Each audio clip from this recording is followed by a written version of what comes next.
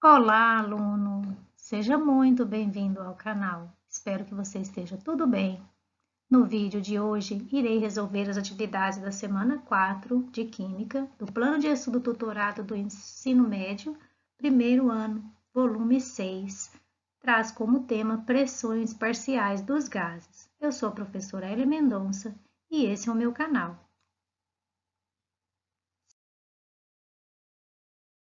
E antes de começar, gostaria de convidar você para fazer parte do meu time.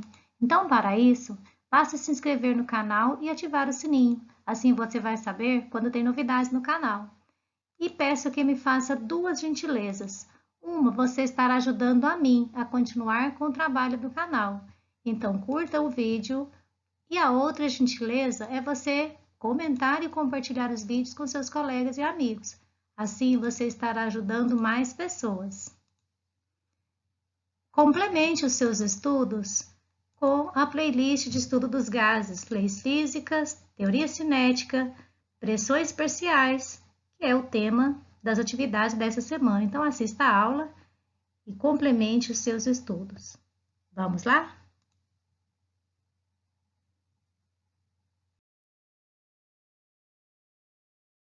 Misturas gasosas. E a pressão parcial? Pressão parcial de cada gás, componentes, que podemos chamar de gás 1, 2 e 3 da mistura, exerceria se estivesse isolado sob as mesmas condições de temperatura e volume da mistura. Então, vamos imaginar a seguinte mistura gasosa, onde nós temos um balão 1, balão 2 e o balão 3. Cada volume desse, cada recipiente desse teria sua pressão, seu volume e temperatura. E que todos esses gases fossem misturados em um só volume, colocado em um único volume. Então, todos eles passariam a ter a pressão, o volume e temperatura na mistura gasosa final. Ou seja, com a quantidade de matéria, que seria o número de mols total, onde o número de mols do gás 1, o número de mols do gás 2, o número de mols do gás 3 seria o número de mols total. Enquanto que a pressão seria dada pela pressão exercida por cada gás na mistura, ou seja, a pressão parcial do gás 1, pressão parcial do gás 2 e a pressão parcial do gás 3. A lei de Dalton nos ajuda a entender as misturas gasosas, e essa lei ela diz o seguinte, que a pressão total de uma mistura gasosa é a soma das pressões parciais de todos os gases correspondentes na mistura, que é esse número de mols total. Então, nós podemos escrever de acordo com a lei geral dos gases, que é o PV somatório de número de mols, vezes a constante, vezes a temperatura. Assim, a gente pode estar calculando aí as pressões parciais dos gases. Então, vamos à resolução das atividades. Se você tiver alguma dúvida, sugiro que você assista a aula referente à pressão parcial. Lá tem todo o conteúdo explicativo, bem detalhado.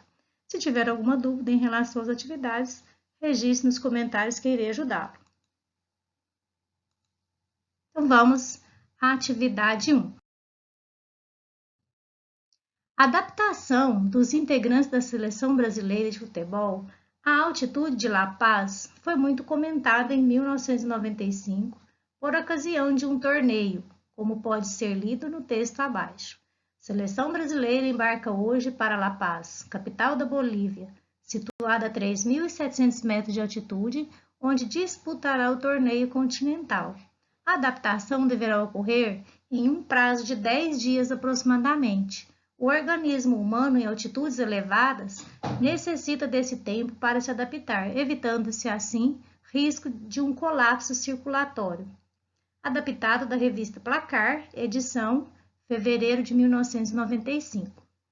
A adaptação da equipe foi necessária principalmente porque a atmosfera de La Paz, comparada à das cidades brasileiras, apresenta. Então, o que ocorre? As regiões que se encontram muito acima do nível do mar, ou seja, com elevados índices de altitude, costumam apresentar uma menor pressão atmosférica em virtude do fato de o peso exercido pelo ar por se encontrar em menor quantidade, ou seja, o ar é rarefeito. Consequentemente, a presença de oxigênio também será menor nesses locais, pois a baixa densidade do ar não permite a sua concentração, tornando a respiração mais difícil. Então, o que a gente pode concluir? Que quanto maior a altitude, menor será a pressão atmosférica, se comparada a nível do mar. Então, a alternativa que responde essa questão é a da letra A, porque, em outras palavras, o que nós podemos dizer? La Paz, por apresentar elevada altitude, apresenta uma menor pressão atmosférica e uma menor concentração de oxigênio em relação às cidades brasileiras. Então, a menor pressão e menor concentração de oxigênio responde aí essa comparação. Vamos então para a atividade 2.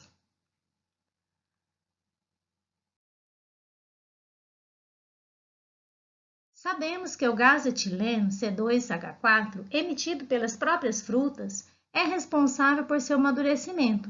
A resposta que explica por que uma penca de bananas amadurece mais rápido quando abafada, ou seja, fechada em um saco plástico, do que em uma fruteira é. Então, o que nós temos que imaginar aqui?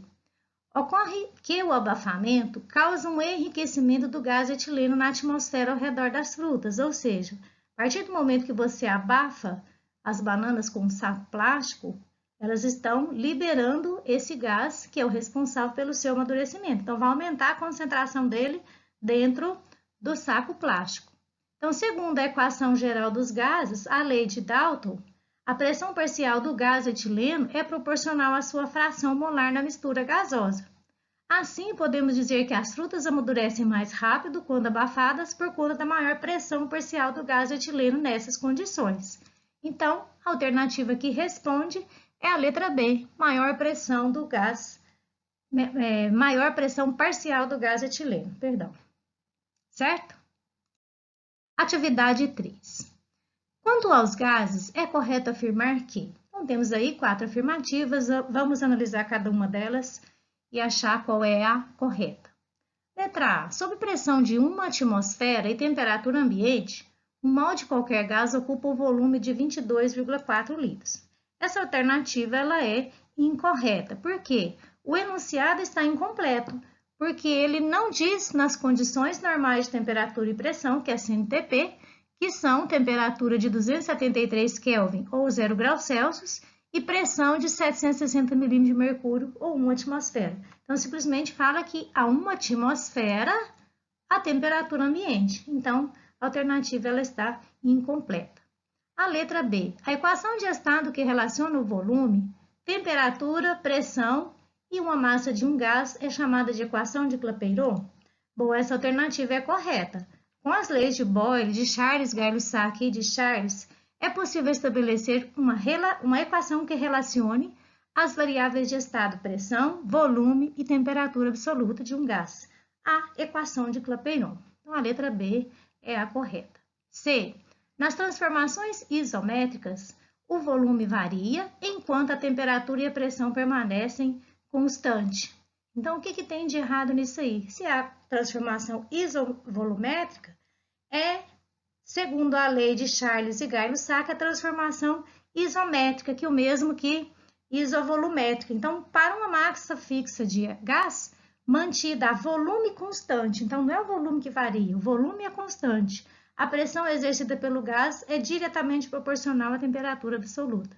Então, a alternativa C é incorreta.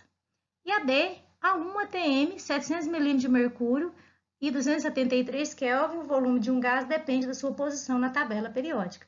Também está incorreta, apesar de ter dito aí nas condições de CNTP, o volume inicial de um gás é 22,4 litros e ele independe da sua posição na tabela periódica.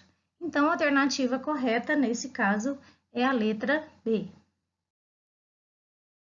Atividade 4. Numa área de praia, a brisa marítima é uma consequência da diferença do tempo de aquecimento do solo e da água, apesar de ambos estarem submetidos às mesmas condições de radiação solar. No local solo, que se aquece mais rapidamente, o ar fica mais quente e sobe, deixando uma área de baixa pressão, provocando o deslocamento do ar da superfície que está mais fria, o mar. Como a água leva mais tempo para esquentar, que é durante o dia, mas também leva mais tempo para esfriar à noite. O fenômeno noturno, que é a brisa terrestre, pode ser explicado da seguinte maneira. Então, durante o dia, o que acontece? O solo, que no caso aqui, como está numa região marítima, então esse solo aqui ele pode ser areia. Então, ele vai aquecer e vai subir, causando aqui uma área de baixa pressão. O que acontece com o ar que está na superfície do mar? Ele vai criar a brisa marítima. Então, esse é o processo que ocorre durante o dia. À noite, o processo inverso ao que se verifica durante o dia. Então, o mar ele demora mais tempo a perder o calor do que a terra. Isso ocorre porque a água tem uma grande capacidade térmica e faz com que ceda calor à vizinhança muito lentamente. Assim, as águas mantêm a temperatura noturna quase igual à diurna. Durante a noite, a água perde calor e o ar sobe no oceano e fica mais quente, criando aqui uma região de baixa pressão. O que acontece com o ar? Então, ele baixa, criando aqui a brisa terrestre. Então, a alternativa que explica o que ocorre, né? Durante a noite, a área do continente se esfria mais rápido que nos mares, assim criando uma área de alta pressão no continente e de baixa pressão no mar. Sabendo que os ventos vêm do ambiente com maior pressão para o de menor pressão, formando então aqui a brisa terrestre. Então, explica isso aí no item A. O ar que está sobre a água se aquece mais, ao subir deixa uma área de baixa pressão, causando deslocamento de ar do continente para o mar. Certo? Então, uma questão bem interessante envolvendo aí a física.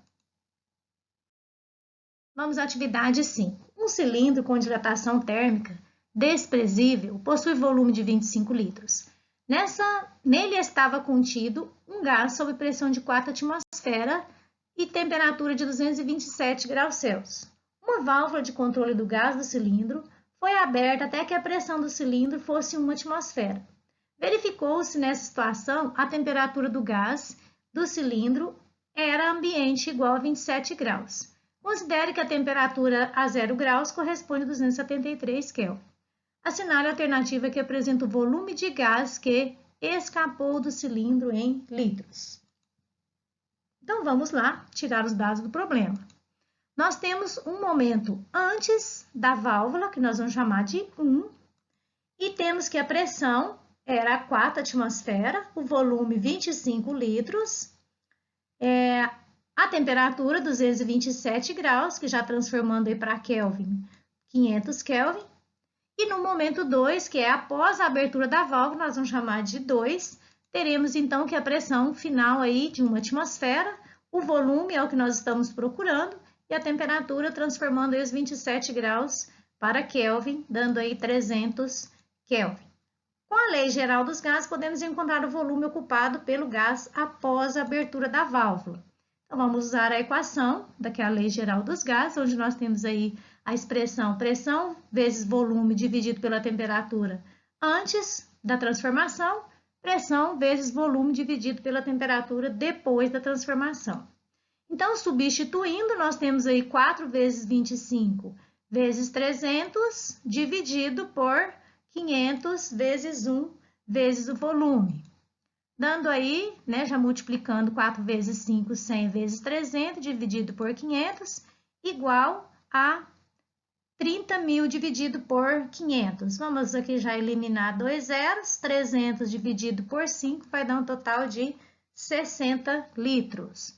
Só que 60 litros é o volume ocupado pelo gás à pressão de 1 atmosfera. Como o volume total no cilindro é de apenas 25 litros, podemos concluir então que houve um vazamento de 35 litros de gás, ou seja, 60 menos 25 vai dar um total aí de 35. Então, a alternativa B é a alternativa correta.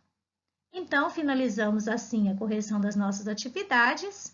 Eu fico muito agradecida de você ter assistido a aula até aqui e vamos ao próximo slide que nós temos novidades.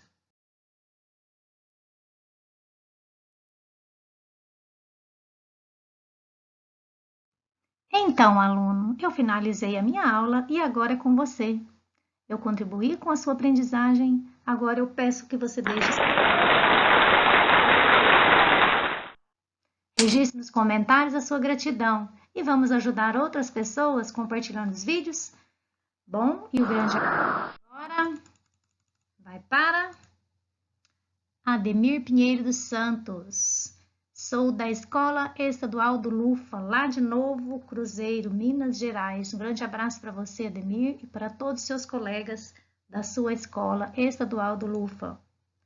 Grande abraço também vai para José de Arimateia. Muito obrigada, sou professor de Química e gosto muito de suas aulas. Compartilhe seus vídeos explicativos para os meus alunos. Parabéns, você é 10. Um abraço para você, professor José de Arimateia, e todos os seus alunos. Um abraço também vai para Sheila Costa Silva. Parabéns, excelente explanação. Obrigada, Sheila. Tainá escreveu aqui, aula excelente, estava com dúvidas nessa matéria. Obrigada pela explicação. Obrigada a você, Tainá.